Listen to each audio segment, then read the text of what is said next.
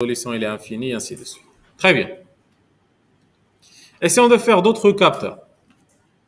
Maintenant, ça, on va les appeler des capteurs de position.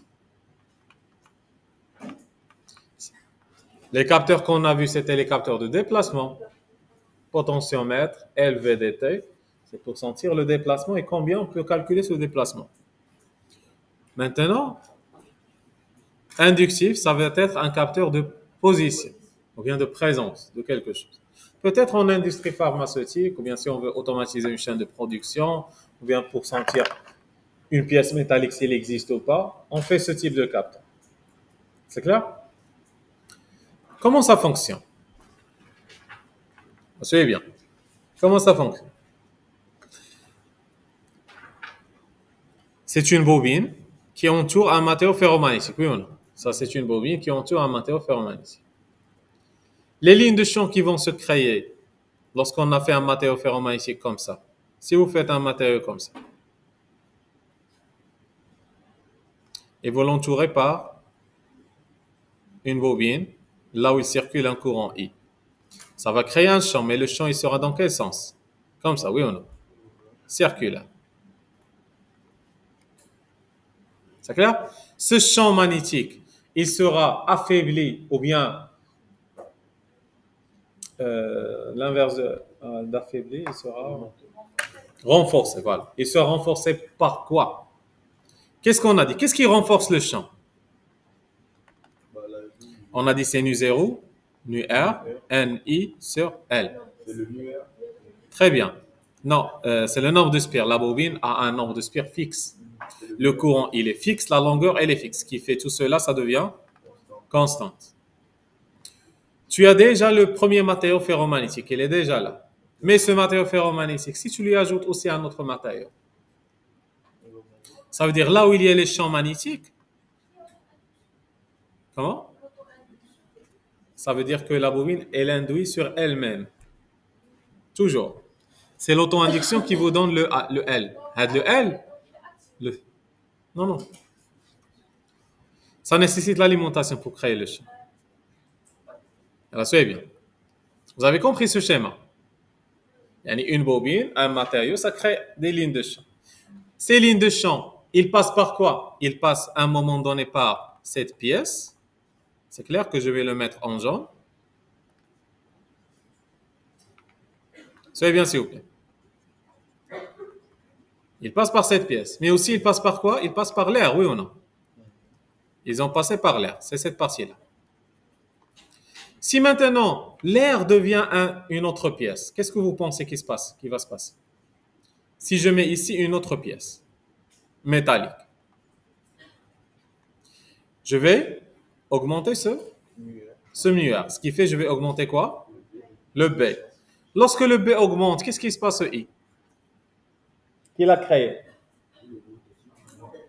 À votre avis?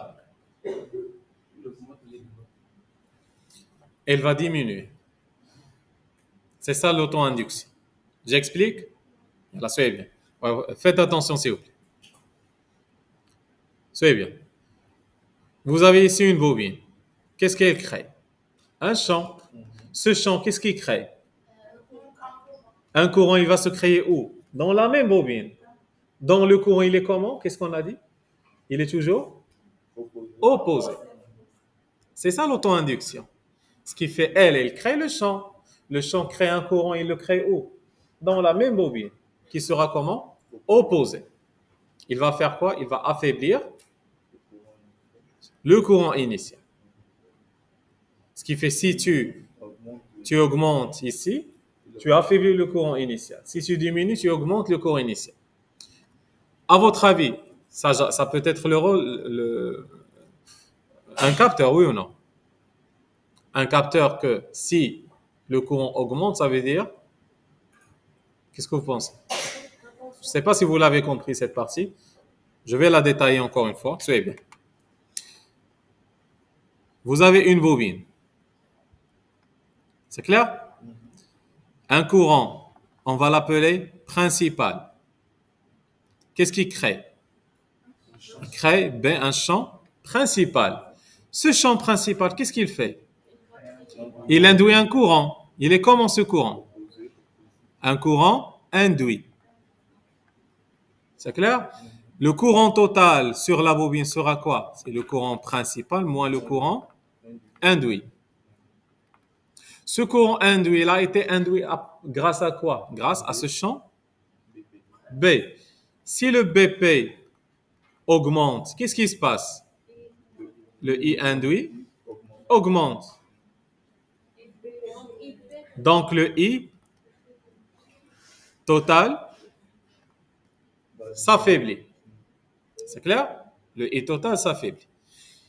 Si maintenant, je veux créer un capteur qui fonctionne selon ce principe, et si je détecte qu'il y a un affaiblissement, ça veut dire quoi? Ça veut dire que le capteur, on a mis à côté de lui une pièce métallique. Une pièce métallique à côté de ce capteur et le courant diminue. Pas de pièce métallique et le courant, ce qui fait ce capteur, qu'est-ce qu'il va détecter? La présence des matériaux métalliques. Si un matériau métallique, il est passé, regardez, si vous avez maintenant pas de matériau métallique, c'est bien. Le courant, il sera comment? Le courant total, toujours, on va dire, il est constant. À un moment donné, il a chuté. Si vous dites que là, c'est le courant total, avec le temps. À cette partie de chute, ça veut dire quoi? Que la présence d'une pièce métallique.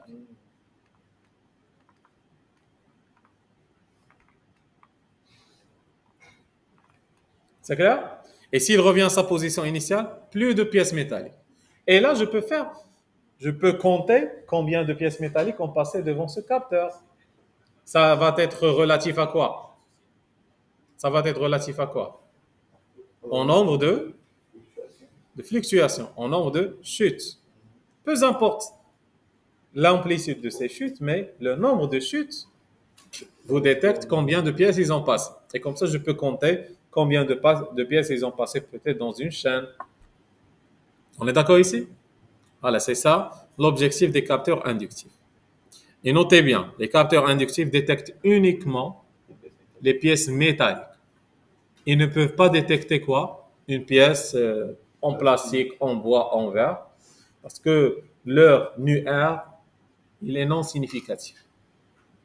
Leur perméabilité relative, elle est non significative. Elle est proche à celle de l'air.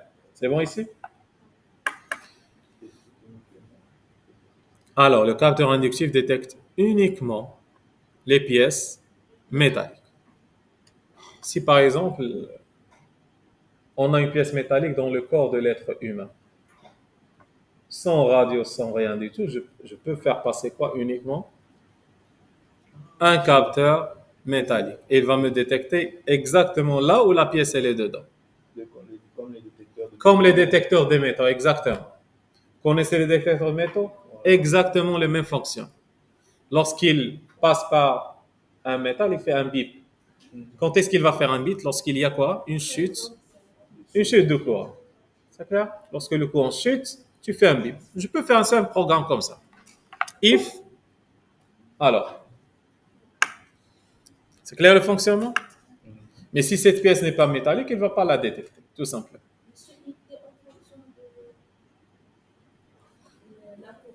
En temps. Parce que pas de présence, ben le courant, toujours, on a dit, il est constant. Parce que le courant, il est créé par une source externe. On avance?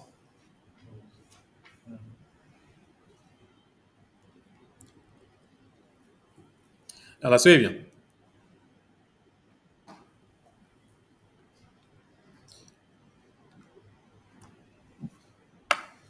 Maintenant, on va passer à un capteur qui est comment? Le fait qu'il y ait un capteur inductif, il va y avoir un capteur capacitif. Et si vous avez une capacité, regardez, si vous avez une capacité, la capacité se mesure comment? La capacité, c'est deux plaques. Une plaque chargée positivement, l'autre chargée négativement. C'est quoi la capacité? Ce n'est que la permittivité du vide aussi, fois la permittivité relative, fois quoi? La surface des plaques de ce condensateur divisé par quoi? La distance entre des deux plaques. C'est clair ici? Imaginez s'il vous plaît que ces deux plaques, vous les avez ouvertes et les mettez une à côté de l'autre. Voici la première plaque, voici la deuxième plaque. Je peux faire ça. Qu'est-ce qui crée à l'intérieur des plaques, s'il vous plaît? Qu'est-ce qui se crée? Si vous avez ici des charges positives et là des charges négatives, qu'est-ce qui se crée? Un champ électrique. Et ce champ électrique, c'est clair? Il aura une relation comment? Comment affaiblir ce champ électrique? En éloignant, c'est très bien. Aussi quoi? En mettant un isolant à l'intérieur. C'est pas en éloignant, ça va être affaibli, oui ou non? En éloignant, ça va être affaibli. Et aussi en mettant quelque chose isolante, il va augmenter. On va l'augmenter. C'est le diélectrique. Vous entendez parler de diélectrique. Regardez. La permittivité ici, ce coefficient-là, il augmente avec l'isolation ou bien avec la conduction. Ça veut dire il augmente avec les pièces qui conduisent ou bien qui favorisent l'isolement ou bien l'isolation. Non, c'est l'inverse. La permittivité, regarde. Le nu zéro, tu peux dire que c'est la conduction. C'est pas la conduction, mais elle augmente avec les pièces qui peuvent conduire. C'est clair? Et la permittivité, elle augmente avec quoi? Les pièces qui sont plutôt des diélectriques ou bien des isolants. C'est clair? La perméabilité. La perméabilité du fer, c'est 4000, la perméabilité relative. C'est clair? La perméabilité de l'air, c'est 1. La perméabilité du fer, c'est 4000. La perméabilité de n'importe quelle chose isolante, elle est très basse. La perméabilité de n'importe quelle chose qui peut être attirée par le champ magnétique, elle est très grande. Maintenant, la perméabilité, c'est l'inverse. La perméabilité du vide, c'est 1. La permittivité plutôt. L'epsilon, c'est la permittivité.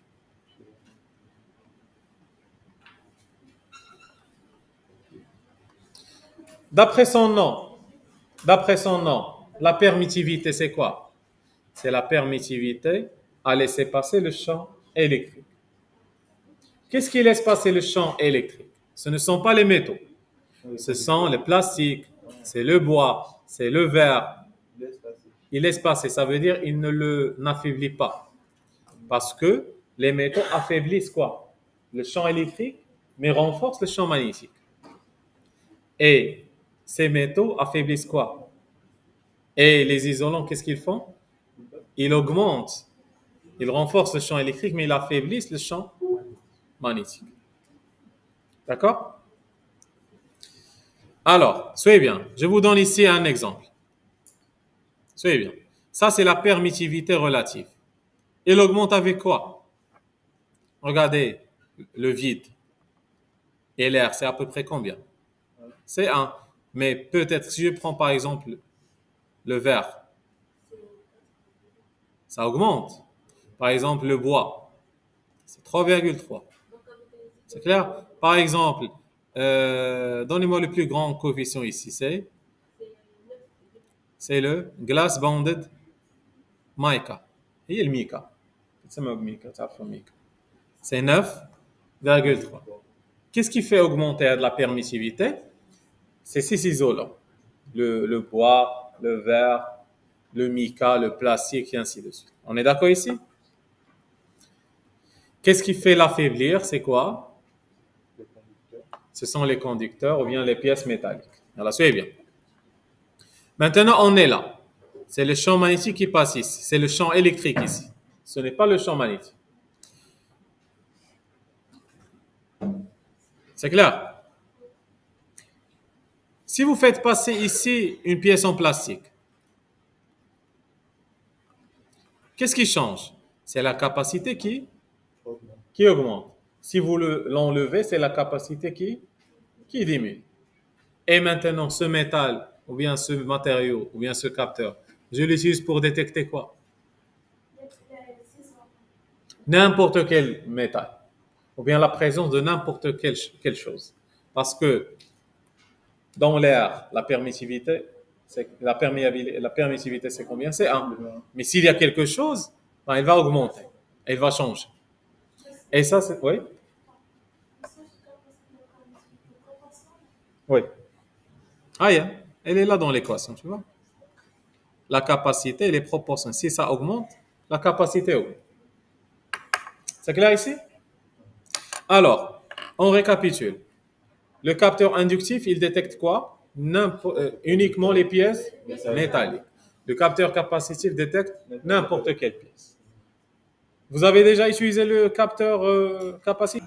Un capteur capacitif, si vous faites un appel, par exemple, là c'est un appel, et vous rapprochez le téléphone, qu'est-ce qui se passe? C'est l'écran qui s'éteint. Il a détecté quoi? La présence de mon visage. Le fait qu'il a détecté que ce soit mon visage, une pièce, le mur, n'importe quelle chose, il a détecté quelque chose, ben on dit que tu éteins l'écran. Ce qui fait à l'intérieur, qu'est-ce qu'il y a? Derrière, juste derrière l'écran, il y a le capteur capacitif dans votre téléphone. C'est un capteur de quoi? De présence. C'est clair? C'est un capteur de présence ou bien de position. On peut l'appeler aussi de... S'il détecte, si quelque chose passe devant lui, il le détecte. Si rien ne se passe, rien n'est détecté. Mais la distance, elle compte. Parce que là, tu dois te rapprocher. Parce que ces types de capteurs, tu dois les mettre à peu près à côté de l'objet. Parce que si c'est loin, il ne va pas détecter. Les champs électriques ne vont pas voyager sur une longue distance. On est d'accord ici? Oui?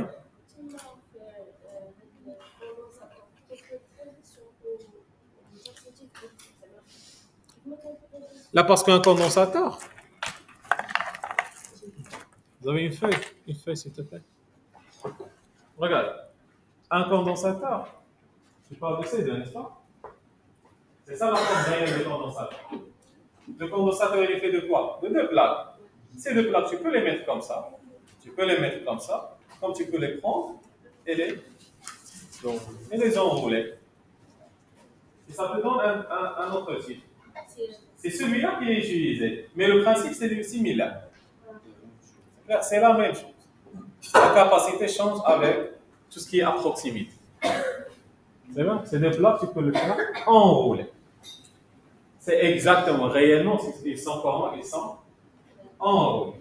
Et leur capacité change avec le pi. Vous avez ici le 2 pi, ainsi de suite. C'est ça la capacité. Le rayon du premier, le rayon du deuxième. Mais c'est comme si vous avez deux plaques. Exactement la même chose. C'est bon ici? Voilà. L'objectif, oui? Ça détecte la présence lorsque l'objet est à l'intérieur. C'est pas à l'intérieur, juste à côté. Juste à côté. Juste à côté. Mais si c'est loin, non. Ils ne détectent pas. Parce que les détecteurs de métaux dans les plages, qu'est-ce qu'ils font? Ils balayent proche de la surface. Tu ne peux pas le faire comme ça. Tu dois être vraiment proche à la surface pour qu'ils détectent. Ils sont comment à votre avis? La capacité. La capacité, ça doit... Regardez, la capacité, est-ce qu'elle a besoin d'une alimentation pour qu'elle soit ressentie? Mais c'est ça, d'où est-ce qu'elle va venir la charge? La capacité, oui. Chargée, mais elle doit être, sa charge doit être maintenue. Ce qui fait toujours, elle doit être alimentée pour qu'elle fonctionne. Les deux doivent être alimentés pour que ça fonctionne, ce qui fait qu'ils sont passifs, les deux. Alors, quelles sont les applications? Regardez. Détection des objets de toute... Regardez, dans le cours, il y a tout, de toute nature. Conducteurs ou non conducteurs, tels que les métaux, les bois, plastique, verre, tout ce que vous pouvez imaginer. Mais si uniquement les métaux, c'est inductif.